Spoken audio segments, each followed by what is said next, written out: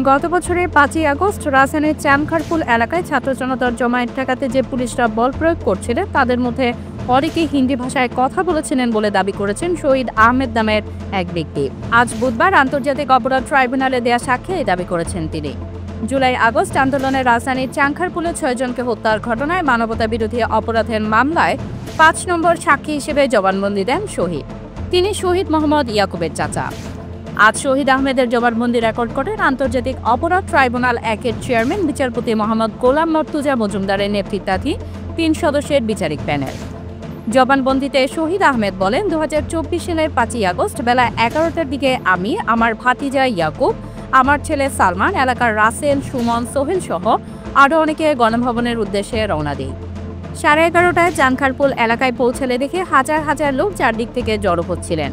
তিনি বলেন, তখন চানখারপুল মোড়ের উল্টো পাশে অনেক পুলিশ ও ছাপা পোশাকধারী পুলিশ ছিল। ওই সময় পুলিশের পোশাক পরিহিত লোকদের হিন্দি ভাষায় কথা বলতে শুনি। এমনকি তারা আমাদের বাধা দিচ্ছিল, একই সঙ্গে আমাদের লক্ষ্য করে ফাঁকা গুলি ছোড়ে। শহীদ আহমেদ বলেন, ফাঁকা গুলি ছুটতেই আমরা ছত্রভঙ্গ হয়ে যাই।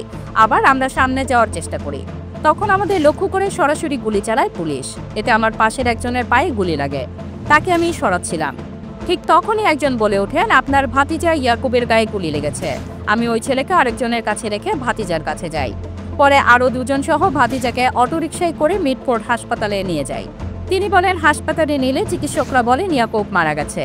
আমি আমার ছেলে সালমানকে ফোন করে ইয়াকুবের মাকে জানানোর জন্য বলি।